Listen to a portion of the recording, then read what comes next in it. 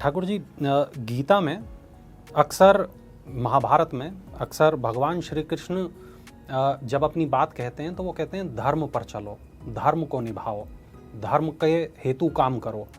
तो जब वो धर्म की बात कर रहे होते हैं तो वो कौन से धर्म की बात कर रहे होते हैं? क्या ये हिंदू धर्म की बात हो रही होती है या यहाँ धर्म का जो तात्पर्य है वो कुछ और है? श्रीमद् भगवत गीता में कृष्ण ने कम से कम 50 बार धर्म के बारे में चर्चा की है, पर एक बात उनकी बड़ी मार्मिक है। स्वधर्म में निधनम श्रेयो पर धर्मो भयावह। गीता में कृष्ण कहते हैं अपने धर्म पर चलना ही श्रेयस्कर है, पर धर्मो भयावह। पराया धर्म अपनाना या दूसरे धर्म से प्रेरित होना यह भयावह है, बल्कि पथभ्रष्ट होने जैसा है, या ऊंचे से नीचे गिरने जैसा है। तो यहाँ किस धर्म की चर्चा कर रहे हैं कृष्ण? क्योंकि परधर्म तो उस समय था ही नहीं। भगवान कृष्ण ने 5173 वर्ष पहले जब श्रीमद् भगवत गीता का उपदेश अर्जुन को किया, उस समय तो कोई धर्म था ही नहीं। क्योंकि धर्म तो केवल एक ही है ना, जिसको हम सनातन धर्म कहते हैं। बाकी तो धर्म कोई है ही नहीं, बाकी तो मजहब हैं, पंथ हैं, और मजहब और पंथ ये धर्म होते नहीं। तो उस समय तो विश्व का तो सबसे बड़ा धर्म तो केवल सनातन है, जिसको तकरीबन 1,98,58,55,573 वर्ष हो रहे हैं। मतलब 200 करोड़ वर्ष हो जाएंगे 150 वर्षों के बाद।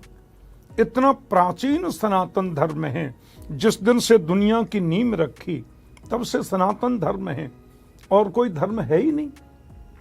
इसी सनातन धर्म के जो हमारे 10 सूत्र हैं, मैं आपका 1 मिनट समय ले रहा हूं। इसी सनातन धर्म में जो 10 सूत्र हैं हमारे, धृति क्षमा दमोस्तेयम शौचमिंद्रिय निग्रह धीर विद्या सत्यम क्रोध दशकम धर्म लक्षणम, ये धर्म के 10 लक्षण हैं। उन्हीं धर्म के 10 लक्षणों में से तकरीबन 2100 वर्ष पहले एक महापुरुष हुए, यीशु मसीह। उन्होंने हमारे एक सूत्र को पढ़ा, प्रभावित हुए। उस सूत्र का नाम है परोपकाराय सताम विभूतय।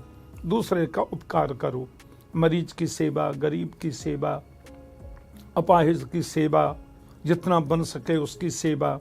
यह सूत्र हमारे सनातन धर्म का 7वें नंबर का सूत्र है। उसको उन्होंने लिया और एक नवीन धर्म आविष्कृत हो गया 2100 वर्ष पहले, जिसको हम ईसाई या क्रिश्चियन धर्म कहते हैं। हमारे धर्म का 9वां सूत्र एक और है, और वो है अपनी प्यारी से प्यारी चीज परमात्मा को समर्पित कर दो या तो कुर्बान कर दो।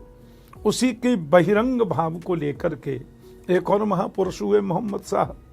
उन्होंने 1400 वर्ष पहले एक और धर्म आविष्कृत हो गया, एक पंथ मजहब आविष्कृत हो गया।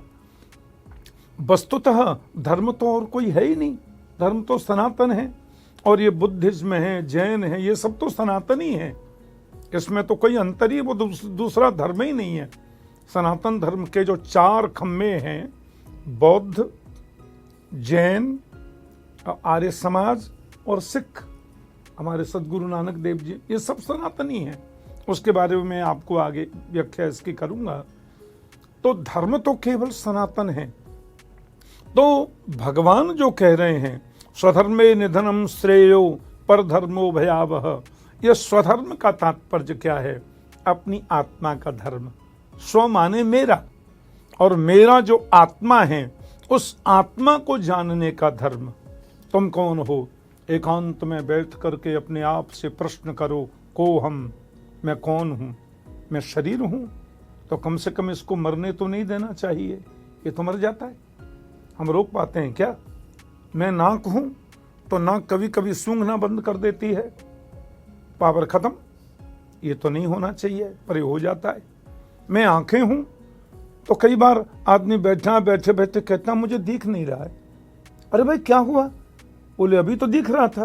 बोले पता नहीं, और 1 मिनट में रोशनी खत्म। डॉक्टर के पास ले गए, डॉक्टर बोला क्या कोई लिक्विड होता है वो खत्म हो गया है और इसका कोई इलाज नहीं है, रोशनी खत्म। तो आंख तो मैं नहीं हूं, मैं कान हूं तो सुनना बंद हो जाता है, तो मैं प्राण हूं, तो प्राण तो मैं नहीं हूं, तो मैं कौन हूं? तो न तो मैं 5 ज्ञानेंद्रियां 5 कर्मेंद्रियां हूं, न मैं प्राण हूं, न मैं शरीर हूं, न मैं आंख हूं, न मैं कान हूं, तो फिर मैं कौन हूं? बोले मैं हूं दिव्य आत्मा। भगवान गीता में कहते हैं नैनम छिन्दन्ति शस्त्राणि नैनम दहति पावक न चैनम क्लेदयन्ति आपो न शोषयति मारुतः। आत्मा नित्य मुक्त शुद्ध चिन्मय शाश्वत अविनाशी है और आत्मक रूप से मैं परमात्मा का प्रतिबिंब हूं, परमात्मा का अंश हूं। इस जानकारी का नाम धर्म है और वही स्वधर्म है, वही श्रेष्ठतम धर्म है। जब व्यक्ति ये जाने कि हम उस परमात्मा के अंश हैं तो जो कुछ भी दिख रहा है वो उसका अंश है, तो न कोई किसी की हत्या करेगा, न कोई किसी से बुरा बोलेगा। क्यों? एक नूर से सब जग उपजा कौन भले को मंदे। सदगुरु नानक देव जी गुरु ग्रंथ साहब में कहते हैं एक से सब प्रकट होते हैं और उसी में जाकर के सब मम तेजोंस संभव, भगवान गीता में कहते हैं सब मेरे तेज से प्रकट हैं और मुझ में जाकर सब विलीन होते हैं। कौन छोटा, कौन बड़ा, कौन मूर्ख, कौन ज्ञानी, कौन अज्ञानी, कौन क्या, एक है सब। एक नूर से सब जग उपजा, एक नूर से सब प्रकट होते हैं, उसी में सब विलीन हो जाते हैं। इसकी जानकारी का नाम ही धर्म है और वो केवल सनातन है।